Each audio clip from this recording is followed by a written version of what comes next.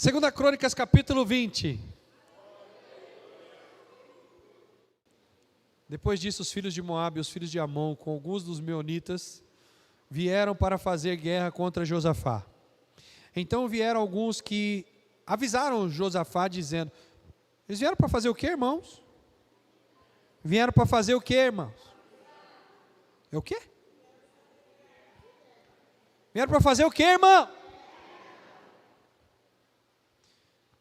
Então vieram alguns que avisaram Josafá, dizendo: uma grande multidão está vindo contra Judá. Quantas pessoas? Eles estão vindo contra Judá do outro lado do mar Morto e da Síria. Eis que eles já estão em Hazazon Tamar, que é em Ged. Então Josafá teve medo e decidiu buscar ao Senhor. E proclamou um jejum em todo Judá, e Judá se congregou para pedir socorro ao Senhor. Também veio de todas as cidades de Judá, veio gente para buscar o Senhor. Josafá pôs-se em pé na congregação de Judá e de Jerusalém, na casa do Senhor, diante do pátio novo, e disse: ó Senhor Deus de nossos pais, não és tu Deus nos céus? Não és tu que dominas sobre todos os reinos dos povos? Na tua mão está a força e o poder, não há quem te possa resistir. Ó nosso Deus, acaso não expulsasse os moradores desta terra diante do teu povo de Israel, e não destes para sempre a posteridade de Abraão, o teu amigo? Eles têm morado nela, e nela edificaram um santuário ao teu nome, dizendo: se algum mal nos sobrevier, espada ou juízo, peste ou fome, nós nos apresentaremos diante deste templo e diante de ti, pois o teu nome está neste templo. Clamaremos a ti na nossa angústia, e tu nos ouvirás e livrarás. E agora eis que os filhos de Amon e de Moabe e dos corintianos e os do Monte Seir, cujas terras não permitistes a Israel invadir, quando vinham da terra do Egito, mas deles se desviaram e não os destruíram. Eis que eles estão nos recompensando assim, estão vindo para nos expulsar da propriedade que nos destes como herança. Ó nosso Deus, acaso não executarás o teu juízo contra eles? Porque em nós não há força para resistirmos. Eu vou querer que você leia a metade deste versículo aqui, todo mundo junto aqui no telão. Vamos lá.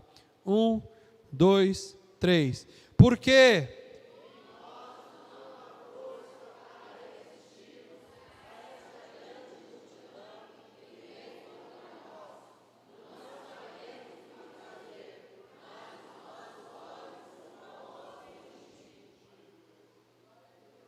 Só dois. Não, vamos ler de novo, porque tem gente que não entendeu.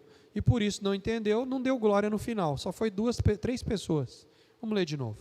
1, 2, 3. Porque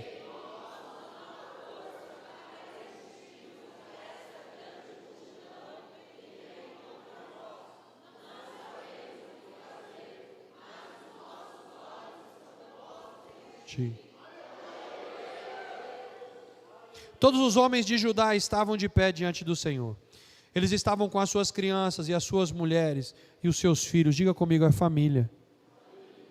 Diga família. Então, no meio da congregação, o Espírito do Senhor veio sobre Jaaziel, filho de Zacarias, filho de Benaia, filho de Jeiel, filho de Matanias, levita dos filhos de Asaf. Jaziel disse: escutem com atenção todo o Judá. Escutem, moradores de Jerusalém. Escutem, membros da igreja Fonte de Alívio. Escutem, assistentes aí na internet e nas redes sociais. Assim diz o Senhor: não tenham medo, nem se assustem por causa dessa grande multidão, pois esta batalha não é de vocês, mas é de Deus.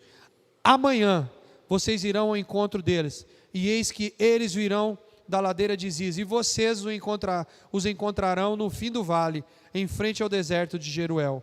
Neste encontro, vocês não precisarão de lutar.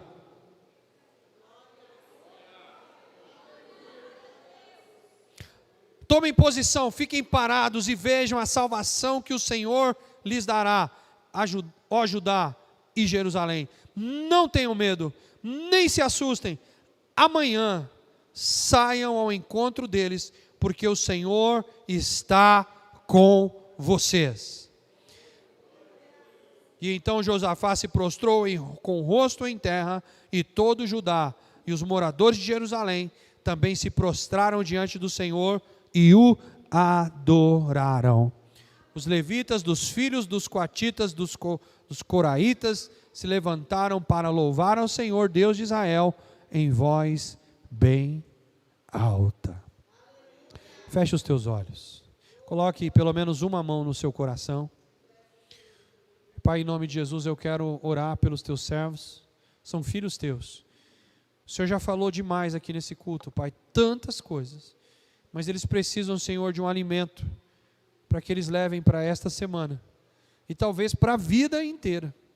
Então, em nome de Jesus, que eu seja assertivo ao te ouvir e assertivo a colocar a tua voz aqui, para que não haja um cansaço físico sobre os teus servos, mas que também o Senhor não se cale diante de tudo que o Senhor quer falar para a gente. Então, estamos aqui abertos com os nossos ouvidos e que os corações também. Em nome de Jesus. Amém. Queridos, nós estamos lendo aqui, você leu comigo, os textos bíblicos dos mais comentados na igreja evangélica. Um cristão de verdade, que está na igreja há um tempo, raramente, a menos que ele não é de verdade, né? Que ele estava na igreja só brincando. Mas se ele é cristão de verdade e lê um pouquinho da Bíblia e está em alguns cultos, quase 100% de certeza que ele já leu esse texto. Ou sozinho, ou igual você leu aqui coletivamente, ou no mínimo já ouviu alguém fazer um comentário a respeito de um desses trechos desse texto bíblico que eu li para você. Então, não há novidade aqui. Não quero te trazer nada novo sobre o texto que você já conhece. Mas o que eu quero te trazer é algo que Deus quer falar para este tempo. Repito, não é algo novo, mas é algo para esse tempo, para esses dias. Quantos estão me ouvindo? Quantos estão entendendo? Por que eu já estou dizendo que não é algo novo? Porque às vezes a gente senta aí onde você está sentado e a gente fica naquela expectativa. Hoje eu vou receber uma revelação. Algo que eu nunca ouvi na minha vida eu vou ouvir hoje. Pode ser que tenha alguma pessoa aqui que nunca ouviu o que eu vou dizer, realmente. Ou também pode ser que tenha alguém aqui que se esqueceu e talvez vai ouvir como se fosse da primeira vez e o Espírito Santo vai trazer à memória o que Deus já tinha falado no passado. Mas o que eu vou trazer em geral não é novo. Mas eu quero ser bem certeiro no que eu vou te falar, por isso eu queria que você conectasse aí e olhasse para mim e prestasse atenção aqui bastante para que você entenda. Nós estamos aqui hoje numa série chamada Paz em Meio à Guerra. Começamos domingo passado e hoje é o segundo episódio, vamos dizer assim, desta série chamada Paz em Meio à Guerra. E o que eu queria trazer para você a respeito de paz em meio à guerra, não tem como você falar disso se não falar de guerra. Amém, amados? E aqui nós vemos literalmente aqui uma guerra. É literal aqui, não é uma suposição. Foi dado um comando de guerra, foi apresentado quem eram os inimigos, foi apresentado a quantidade de inimigos, foi apresentado o que os inimigos poderiam fazer. Então eu sabia de tudo. Sabia que estava uma guerra para começar ou estava já no meio dela, porque os inimigos já estavam chegando, então a guerra já está acontecendo, praticamente, porque uma vez que já saiu do lugar, já está rolando. Só não chegou em mim as balas ainda, os tiros ainda não chegaram, o míssil ainda não chegou, mas está vindo, ele está vindo ao meu encontro. Não sei se você viu esses dias, teve um treinamento aí, americano, e nesse treinamento, inclusive aí dá até um sustinho na gente, né? Se você for daquelas pessoas que levam a sua mente mais para frente, onde os Estados Unidos testou um míssil, que ele saiu dos Estados Unidos, Olha só. Ele atravessou o mar e atingiu uma determinada região de um outro continente, do outro lado do planeta, e acertou o alvo.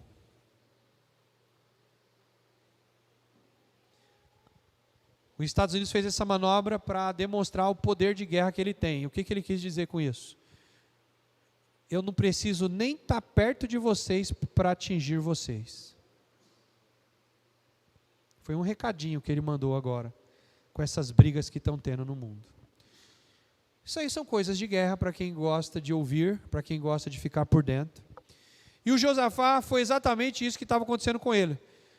A notícia que ele recebeu foi: tem um míssil vindo na sua direção. E vai chegar. Então presta atenção, irmãos. Não é só o míssil ter chegado que eu estou na guerra, não é só as balas estão me atingindo que eu estou. Eu já estou na guerra quando o míssil já foi lançado. Vocês estão entendendo o que eu estou falando, não? Então a minha conversa aqui hoje não é só para aqueles que já estão no meio da confusão. É para aqueles que estão com a notícia que vai começar.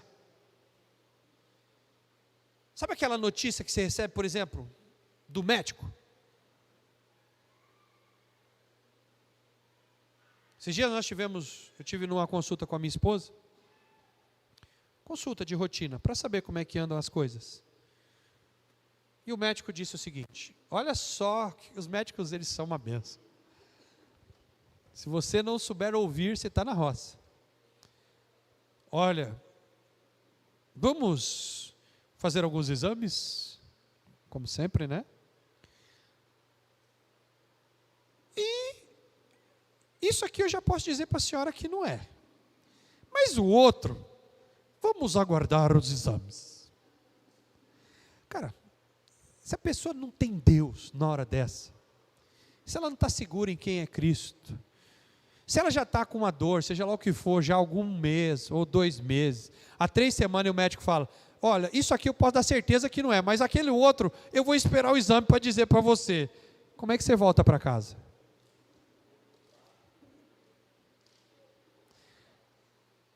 Diga comigo: sem paz. Sabe por quê? Porque o míssil foi lançado.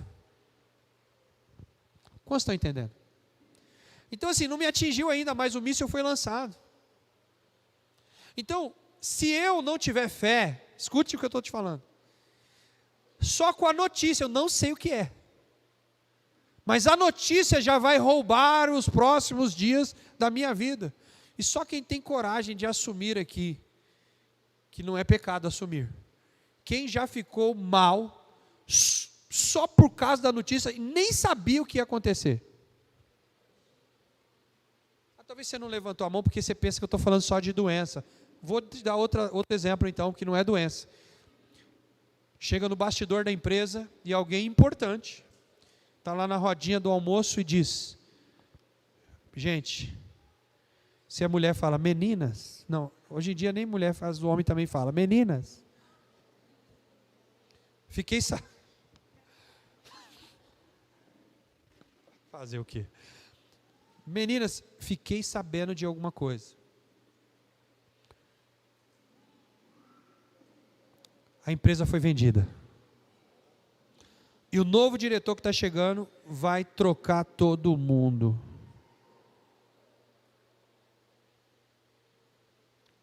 Agora eu vou perguntar de novo.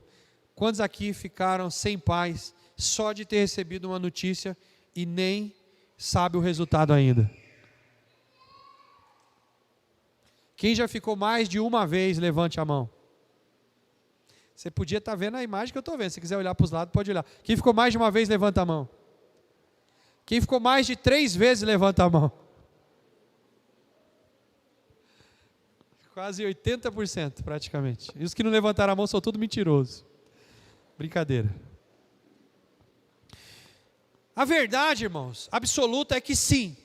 Há uma tendência na nossa alma de ficarmos desesperados, ansiosos, e a ansiedade, ela tira a paz, ela rouba a paz, mesmo a gente não sabendo o resultado, porque ninguém disse que você vai estar doente, o exame não disse nada ainda, Ninguém disse que o cara vai mandar todo mundo, mas ninguém disse que é você que vai ser mandado embora ainda. Ninguém disseram que vai acabar a água, mas ninguém disse que é no seu bairro. Disseram que as crianças estão no passado, isso é uma notícia do passado. Teve uma notícia que rolou aí no passado, como essa da dengue agora, de uma tal de Zika, acho que é Zika vírus, eu acho. Acho que é o Zika vírus, que trazia microcefalia, é isso? Nossa, surgiu isso daí um tempo atrás. As mulheres não queriam mais engravidar, por conta do medo. E se o meu filho ficar? E se o meu filho nascer com o crânio deformado? Vocês lembram disso? Quantos lembram disso? Tem alguns aninhos aí para trás, mas não faz tanto tempo assim. As mulheres não queriam mais engravidar. E olha só a notícia que existia uma tal de uma doença. Ninguém falou que era comigo. Ninguém falou que eu estava mordido pelo mosquito. Ninguém falou. Então, queridos, eu passei por todas essas coisas. Eu não sou melhor do que ninguém. Eu só estou dizendo para você que no meio de todas essas coisas, eu não fui atingido. Algumas pessoas foram. Mas e se eu tivesse entrado em crise? Eu lembro como se fosse hoje, eu estava no culto. Quantos lembram aqui da febre amarela? Não faz tanto tempo. Não adianta você levantar a mão e dizer que isso é coisa do pastor velho. É agora, foi agora, faz pouco tempo. Não dá risada não, Isabela. Foi agora, você já era jovem, você lembra. Febre amarela. Não faz carinha de que eu sou velho, não. Quem lembra da febre amarela aqui? Agora há pouco. Pois é, do surto. Meu irmão, o negócio ficou tão violento, o pessoal estava fazendo fila no posto de saúde. Quantos lembram? A febre amarela, para quem não sabe, é a tal daquela do macaco lá. E começaram a fazer fila aqui em São Paulo. Irmão, a febre é do macaco. Até aqui eu podia até falar, tinha uns macaquinhos rodando pela igreja esses tempos agora. Eles sumiram, né? Os bichinhos. Mas, gente, em São Paulo, o cara está com medo do macaco, irmão. E aí, tudo bem, isso é transmissível. Mas, irmão, houve um surto em São Paulo. E todo mundo para tomar vacina. Já tomou, não tomou. Eu olhei para um lado, eu olhei para o outro. Falei, quer saber? Eu não vou tomar esse negócio, não. E não foi porque eu sou anti-vacina. É porque eu estava inconformado. De um monte de crente. Desesperado, porque parece que ia ficar doente amanhã. Não era que não era para tomar a vacina, tinha que tomar. Mas meu irmão, para com o desespero, irmão. Você está aqui, não? Se tem que tomar, vai tomar, beleza, mas não é por conta de que, ai meu Deus, eu ouvi ontem, eu tenho que ir para o posto, ai meu Deus. Conclusão que eu enrolei, eu ia tomar, no fim não tomei, estou vivo até hoje. E detalhe, pelo menos do lance da febre amarela, eu não conheci ninguém, e olha que eu lido com multidão de pessoas, da igreja, fora da igreja, eu não conheci ninguém com febre amarela. Ninguém. É claro que quem trabalha no posto deve ter que conhecer alguém, porque trabalha dentro do hospital, mas eu não conheci ninguém. Mas o desespero tomou conta de São Paulo, pelo menos do Brasil, sei lá, mas de São Paulo tomou conta. Enquanto eles estavam desesperados, o que as pessoas não tinham?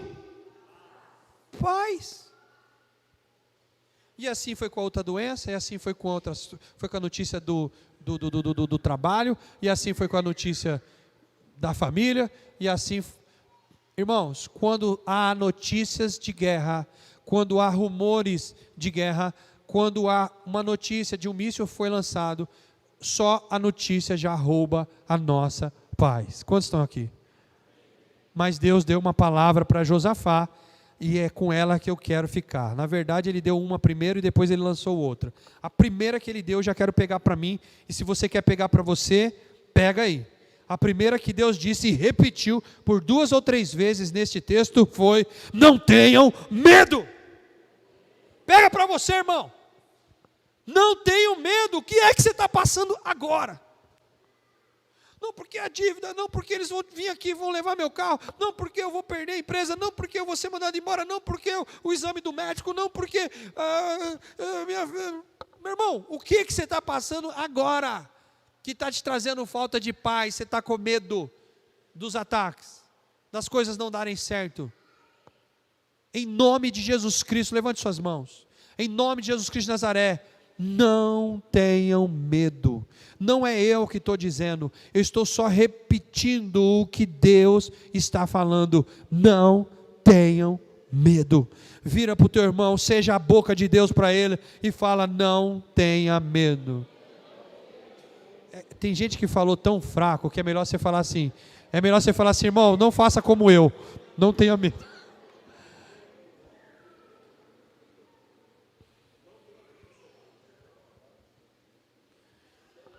A primeira coisa a se fazer, olha para mim, para ter paz em meio à guerra eu não posso ter medo. E para não ter medo eu preciso ter fé. Não tem jeito. Não tem jeito. Ah, mas como que eu faço para perder esse medo, pastor? Você tem que ter fé. Mas como crer? Ué, Deus. Eu vi a pastora pregando aqui ontem. E a pastora disse o seguinte, que um cara famoso perguntou alguma coisa para ela. O seu Deus faz isso? Faz. Quanto ele faz? Grande. Ele faz cura? Cura. Qual a doença? Todas. E tal, blá, blá, blá, blá. O que ela estava relatando? Só quem estava aqui ontem sabe do que eu estou falando, as mulheradas. Eu nem estava aqui e eu fui revelado. Estava assistindo na internet. O que ela estava relatando? A missionária de ontem sobre o Deus dela. Ela estava dizendo: o meu Deus pode tudo. Ele vai resolver essas questões. E a verdade é que nós temos medo porque nós desconfiamos do poder do nosso Deus. E desconfiança é falta de fé. Posso falar de algo pessoal? Olha para mim. Quando você desconfia de mim, ou desconfia do que eu falo, ou das minhas decisões, ou do jeito que eu comunico, é porque você não acredita mais em mim. Simples assim. Se você coloca em xeque-mate, isso estou falando de mim, estou falando de mim, mas pode ser de você também. Se tudo que você falar para mim,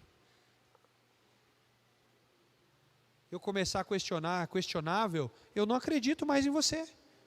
Eu não tenho fé em você. Eu não confio em você. Por isso que as coisas que você fala se tornam questionáveis. Quantos estão entendendo o que eu estou falando?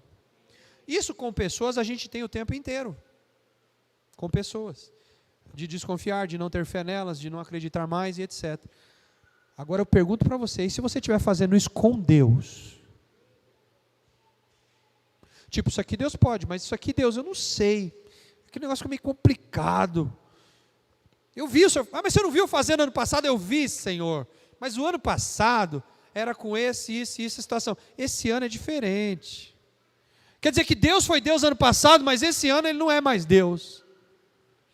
Ele fez um milagre lá no tal coisa da sua vida, mas nessa área da tua vida, Ele não pode fazer mais. Você não acredita tanto assim, ou seja, irmãos, desculpa eu te falar, largamente falando, mas você não tem fé. Pastor, mas é que você não conhece o meu casamento. Recebi uma notícia essa semana de alguém que disse o seguinte: olha, meu casamento já era. Eu não vejo como solucionar.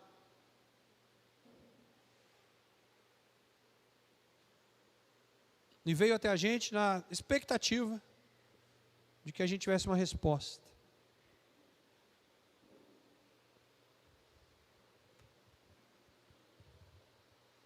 Deixa eu te falar uma coisa. Eu não falei claramente para a pessoa, mas eu disse assim: meu irmão, vai orar. Porque se Deus fez um milagre no passado, se Deus fez coisas no passado, vocês estão juntos hoje, e a coisa está pegando de novo dentro de casa, você tem que crer que o mesmo Deus do passado é o Deus de hoje, e Ele vai resolver de novo. Quantos estão entendendo? Só que está no meio de uma guerra. Então, o que Deus está dizendo é o seguinte: se eu tiver medo, eu vou desconfiar do poder do meu Deus. Repete essa frase comigo: se eu tiver medo, eu vou desconfiar do poder do meu Deus. E é por isso que a palavra é muito clara. Ela diz que a fé, ela lança fora todo o medo. Então o que aconteceu com Josafá? O Josafá, ele estava, nesse momento que ele ouviu, ele temeu. Josafá não teve fé, irmãos, ele era homem, um rei que sabia que milhares e milhares de pessoas iriam morrer, inclusive ele e a família dele. Eu não sei se eu fiz questão de repetir aqui na leitura, a gente estava falando de famílias inteiras, que ia passar pelo fio da espada. Famílias inteiras iam passar pelo que Israel passou em outubro. Você está entendendo? Só que o Hamas não avisou Israel que ia fazer isso, apenas fez de surpresa. No caso de Josafá, eles avisaram: nós estamos indo e vamos fazer isso com as famílias. Vamos matar, vamos cortar pescoço, vamos estuprar, vocês estão na roça. Então, não venha você querer dizer que o Josafá não tinha o direito de ter medo, porque todos nós que estivéssemos no lugar dele também teríamos. Agora, a questão não é ter ou não ter medo, porque nós todos aqui temos medo em algum momento, sim ou não? A questão então é fazer o que Josafá fez na hora que teve medo. E o que Josafá fez? Então Josafá se colocou diante de Deus. Versículo 5. Josafá se pôs de pé na congregação de Judá e de Jerusalém, na casa do Senhor, diante do pátio do novo, e ele começou a orar. Olha para mim, irmãos. Ele se colocou de pé, diga, ele se colocou de pé. E começou a orar. Mas ele não fez qualquer oração. Lembre-se que nós estamos no meio de uma série chamada Paz no meio da guerra. Então a minha oração tem que ser assertiva. E o que eu chamo de oração assertiva? Não é chegar lá e mostrar para Deus o que Deus já sabe. Deus já sabe que tinha inimigos, Deus já sabe que tinha, Deus já sabe. Mas o que ele começou a apresentar para Deus? Ele começou a apresentar para Deus as grandezas dos milagres que Deus já tinha feito. E ele começou a dizer o que? Deus, olha o que o Senhor já fez. O Senhor nos trouxe aqui, o Senhor nos deu moradia, o Senhor nos deu essa terra, o Senhor colocou a gente para morar, nós construímos templo, e esse templo foi consagrado ao Senhor. Nós tínhamos certeza, Deus, quando nós construímos esse templo, os nossos pais tinham certeza que se a gente se prostrasse e dissesse: olha Deus, nós temos peste, fome, está acontecendo, o Senhor ia responder. Eles tinham certeza, por isso esse templo está aqui. Ou seja, olha o tanto de coisa que o Senhor fez. E não é agora que o Senhor vai deixar a gente na mão, né? Mais ou menos isso. E Deus respondeu.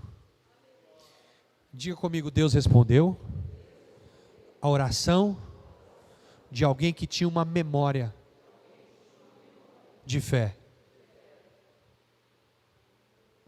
Então, para ter paz no meio da guerra, anota aí, precisa de memórias de fé.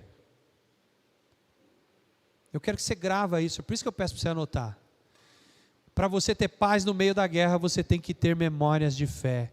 Se eu te pedisse agora 30 segundos, 1 minuto de silêncio, se eu te pedisse agora, você conseguiria lembrar de algum memorial de fé, alguma memória de coisas que Deus já fez pela tua vida, pela tua história ou pela tua família? Será que você conseguiria lembrar do que Deus já fez?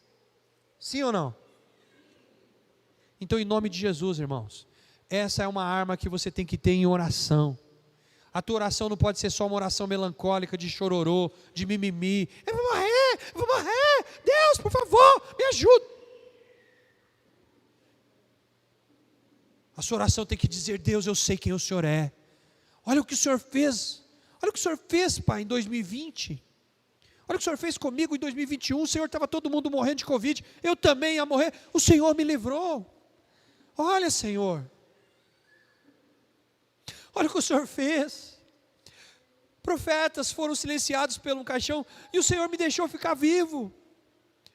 Se o Senhor fez algo desse nível tão profundo, eu poderia ter ido com os meus irmãos, mas não foi, o Senhor me livrou. Então, Senhor, não é possível que agora, 3 anos depois, o Senhor vai me deixar morrer aqui. Ei, eu estou fazendo a minha oração. Eu estou fazendo a minha oração. Se você acha que é uma ilustração da palavra, eu não estou ilustrando nada agora. Eu estou orando por mim, pela minha família e por esta igreja.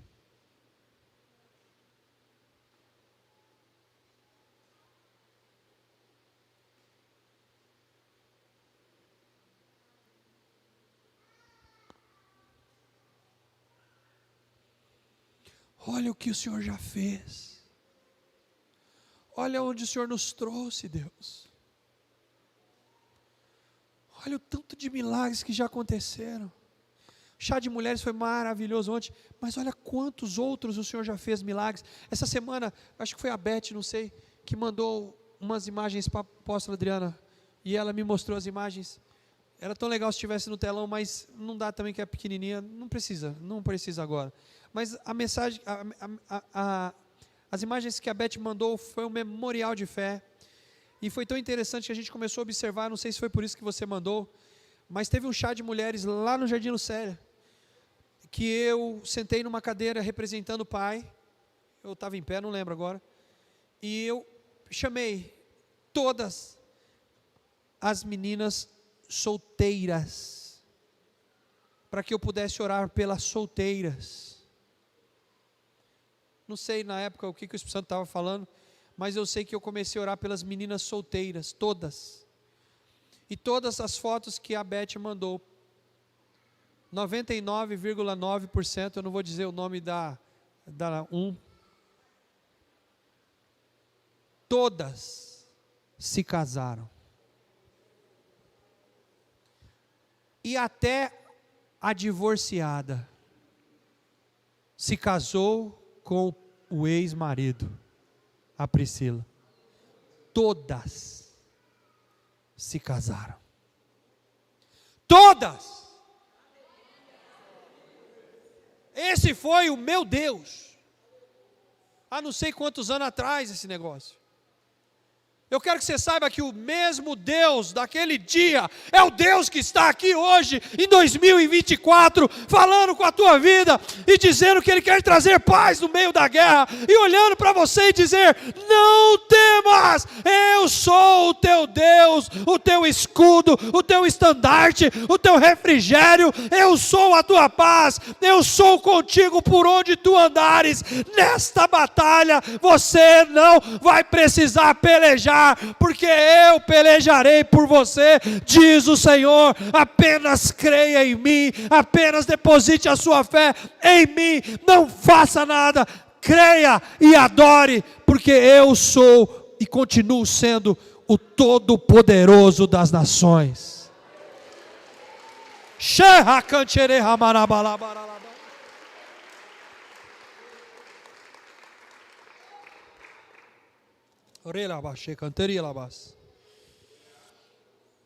Para finalizar, eu quero te dar a orientação que está no versículo 17 para você anotar aí. Se você não gosta de escrever, pelo menos risca a sua Bíblia. Risca, que eu digo, faça um grifo a esse versículo, porque isso é o que você deve fazer se você quer paz no meio da guerra. É isso que você deve fazer. Primeiro, eu já te disse, não tenha medo, sim ou não? Primeira coisa é não ter medo. Mas tem algumas outras coisinhas que você precisa fazer importantes. Deus já disse para você agora, não disse? Neste encontro, nesta guerra, você não vai precisar de... você já está dormindo, que pena. É fome?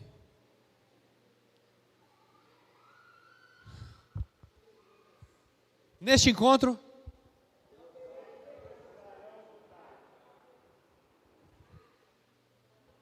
Neste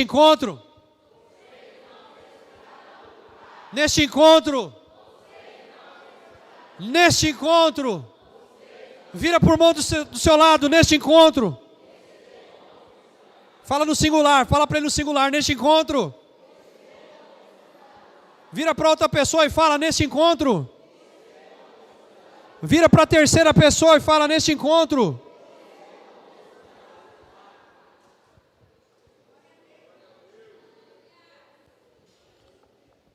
Só que ele tem uma orientação aí que você precisa anotar. Primeiro ele diz, tomem posição. Tomem posição.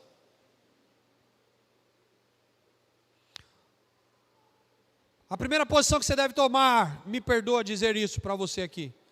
Eu sei que tem pessoas que estão aqui pela primeira vez, segunda vez, e eu não quero que você fique intimidado com o que eu vou te dizer. Pelo amor de Deus, não fique. Receba com muito amor e com muito carinho.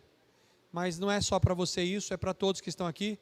Na verdade, é mais para os outros do que para você, mas você pode pegar para você também. Você que está aqui pela primeira ou segunda vez. Eu não precisarei lutar se eu tomar posição. O que é tomar posição? Na minha mente só veio algo aqui para te dizer. Posição de crente.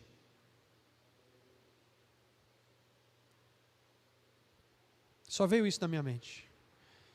A posição que eu devo ficar é na posição de cristão. Me arrepender dos meus pecados. Pedir perdão a Deus. Vou repetir de novo. É para todo mundo isso aqui. Tem gente que acha que é crente e não precisa fazer mais, não precisa mais arrepender de pecado. Sabia disso, Fátima? Tem gente crente aí, um monte de crente achando que ele é o santão. Posição que eu tenho que tomar como crente. Arrepender dos meus pecados. Pedir perdão para Deus. Se converter dos maus caminhos, ou seja, estou arrependido? Ok. Pedir perdão? Ok também. Tique, né? Check. Check. Arrependi? Pedi perdão. Agora eu preciso de me converter. O que é converter? Não sei se você dirige. Se você dirige, tem uma seta, uma plaquinha com uma seta escrito assim, ó, conversão. O que é conversão? Simples. Estava indo por aqui, não como Mr. Magoo, porque tem crente que é Mr. Magoo. Você já assistiu Mr. Magoo? Ele é um cego, ele não enxerga nada, quase nada sem o óculos, ele tem que colocar, mas o óculos dele já não está servindo mais, mas ele não serve, e ele fica querendo fazer tudo, e ele sai andando, de boa. Só que no desenho, o que acontece? Ele vai se dando bem. Eu até tenho uma inspiração para pregar uma mensagem sobre a graça, vou dar spoiler aqui, e eu vou trazer um desenho do Mr. Magoo, para pregar sobre a graça. Por quê? Porque o Mr. Magoo vive debaixo da graça. Quem já assistiu sabe do que eu estou falando. É como se tivesse um anjo livrando ele o tempo inteiro. Vocês estão trazendo a memória agora? Estou dando spoiler aí. É como se um anjo estivesse livrando. Ele não cai, ele não se machuca, ele passa por cima de prédio, de avião, de carro. Não adianta, ele não se machuca, ele sai do desenho de boa. Porque alguém estava cuidando dele. Vocês estão aqui? Então, neste caso desta pregação, meu irmão, em nome de Jesus, você não pode ser um crente Mr. Magoo. Por que não, pastor? Você não está falando que o Mr. Magoo era cego, irmão. Eu te pergunto, você é cego? Você enxerga bem e você tem a palavra. Então você não pode andar tipo, não, eu vou ir de boa, e eu sei que o meu Deus, meu Redentor vive, e Ele vai me livrar de todo o mal. Puf. Não, eu sei que eu posso pecar porque Deus é comigo. Puf. Sabe qual é o crente que vive como Mr. Magoo? Mais um spoiler da minha mensagem, Daniel. Acho que eu já vou pregar. O crente que vive debaixo de uma graça aí, maluca que inventaram aí na internet. Hiper graça. Que eu posso fazer tudo o que eu quiser, como andar como um cego, porque Deus vai me livrar. Afinal de contas, Ele é Deus. Mentira. Mentira não, Ele é Deus. A mentira é que eu não posso fazer tudo o que eu quiser, porque afinal de contas eu enxergo. A palavra é a luz do meu caminho. Então, posição de crente é arrepender, Amém? Diga comigo: arrepender, confessar e se converter. Vamos terminar aqui com a conversão? Estou dirigindo, não como o Mr. Magoo, estou dirigindo normal. Aí eu vejo uma seta escrito conversão à esquerda, porque a Bíblia está mandando. Não, conversão à esquerda ficou esquisito. Conversão à direita. Conversão à esquerda não. E eu estou indo lá, e aí está lá, conversão à direita. Olha só o que vai acontecer.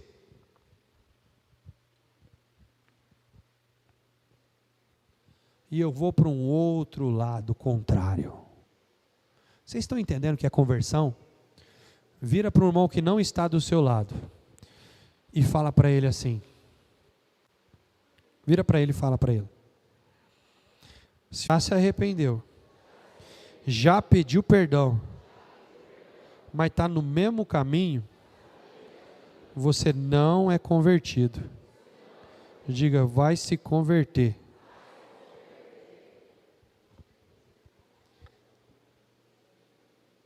Quem aqui já conheceu crente que diz que é crente, mas anda no mesmo caminho?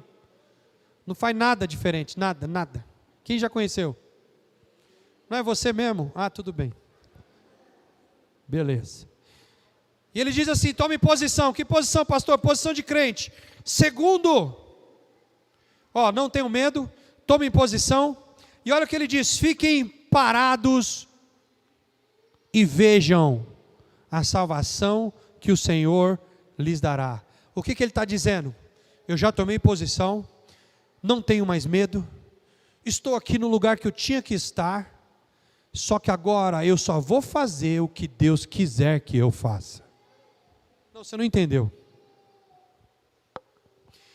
Já tomei posição, está tudo certo comigo, não tenho mais medo, sou crente, me converti, orei, fiz tudo certinho, pastor. Agora eu vou fazer o que eu acho que eu. Você não tem que achar nada, você tem que ficar parado e só observar o que Deus está fazendo. João 5,19, observar o que Deus está ou que vai fazer. Sabe qual é o problema do crente? Ele quer fazer as coisas no lugar de Deus. Deus já falou comigo, Ele falou para eu não ter medo, e aí,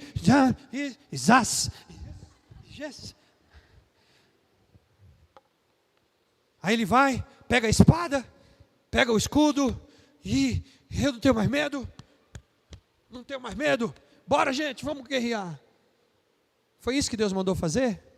Não, fica parado, e você já orou, não já? Você não já orou? Você não já orou, irmão? O medo já não foi embora?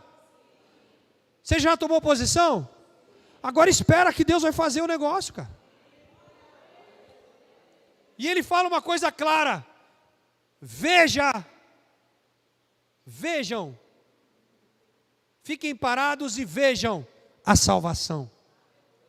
Vamos ficar de pé em nome de Jesus.